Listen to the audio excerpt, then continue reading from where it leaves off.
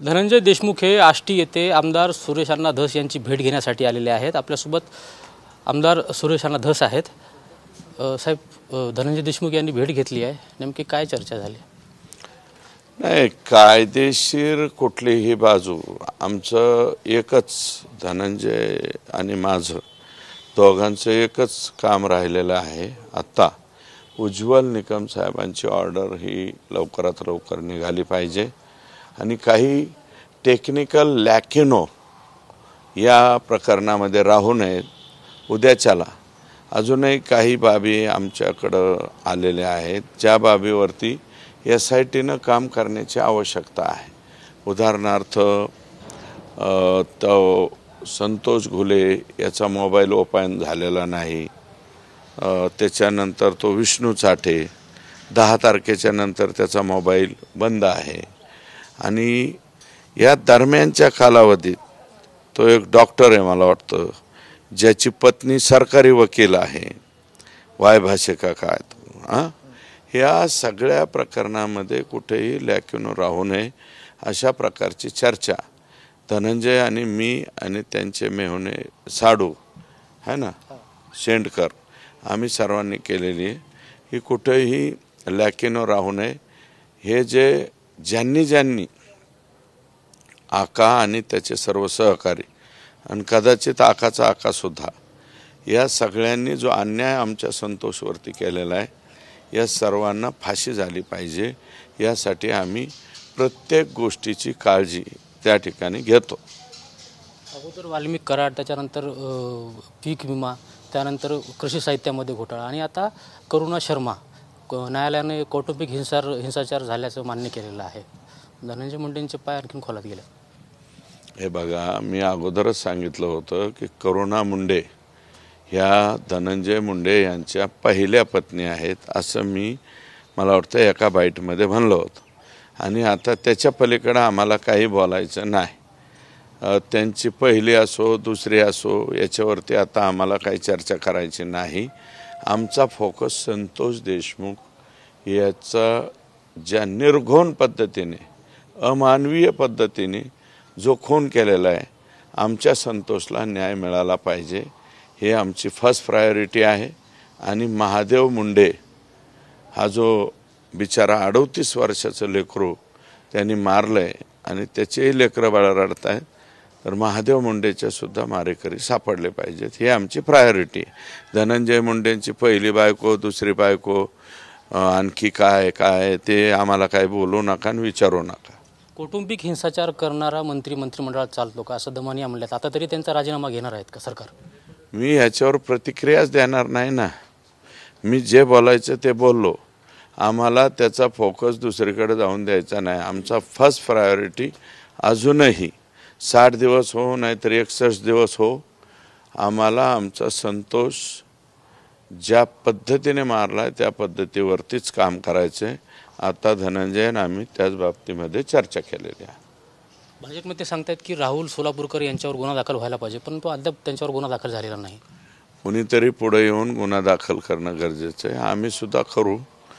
राहुल सोलापूरकर हा मी कालच सांगितलेलं आहे की याचा मासल भाग उलटा टांगून याला पोलीसच्या सुंदरीने जोडला पाहिजे असं माझं मत आहे। म्हणजे परत दुसरा कोणी राहुल सोलापूरकर जन्मू नये। फक्त त्यांनी क्षमा मागतो आणि काय म्हणला तो, हे मागतो, दिलगिरी व्यक्त करतो। दिलगिरी व्यक्त करण्यासारखं बोललाय का हा? त्याला लाज लज्जा आहे का थोडीफार? कशाला हिरो झाला, कशाला हे करतो रे?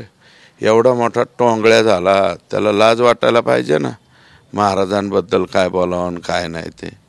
अरे महाराजांबद्दलच नाही, कोणत्याच विभूतीबद्दल बोलण्याची अशी हिंमत झाली नाही पाहिजे। राहुल सोलापूरकर वाळीत पडला पाहिजे।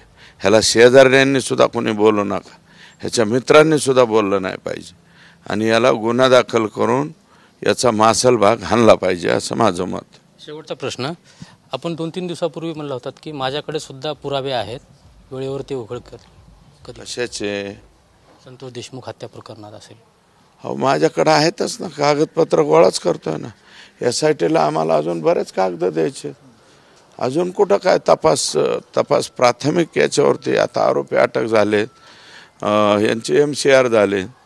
अजून पुढं एखाद्या वेळेस वेळ जर पडली ना तर ह्यांचे ते तसल्या तपासण्या असतात ना, कोणत्या नार्को टेस्ट अमुक टमुक हे सुद्धा घेण्याची मागणी आम्ही करणार आहे. ते जरी MCR झाला तरी नार्को टेस्ट कधी बी होऊ शकते. ह्या सगळ्यांच्या नार्को टेस्ट झाल्या पाहिजेत. विष्णूची झाली पाहिजे, सुदर्शन गोले झाले पाहिजे, आकाची झाली पाहिजे. आणि हे सगळ्यात कुठं जर आकाचा आका आला तर आकाचे बी झाले पाहिजे, असं आमचं स्पष्ट मत आहे. झुरळासारखं मारलं का तुम्ही? काय समजून मारलं त्याला? त्याची चूक काय होती?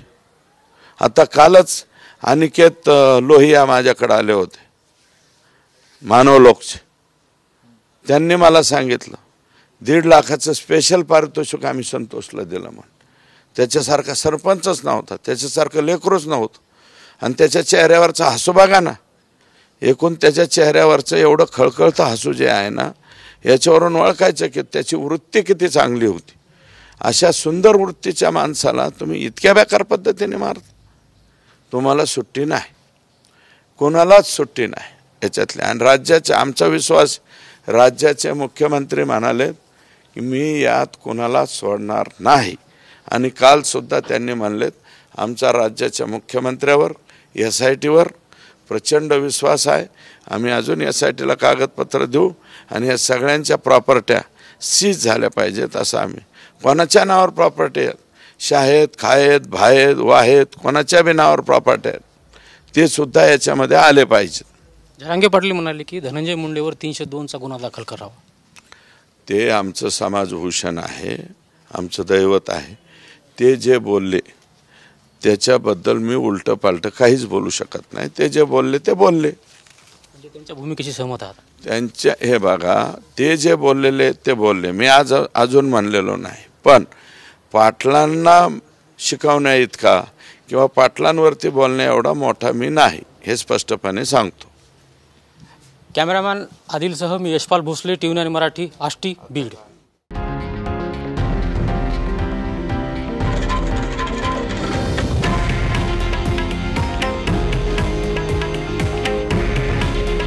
हे आहे देशातील नंबर 1 न्यूज नेटवर्क आणि आपण पाहत आहात TV9 मराठी. काळजी तुमची, हित महाराष्ट्राचं.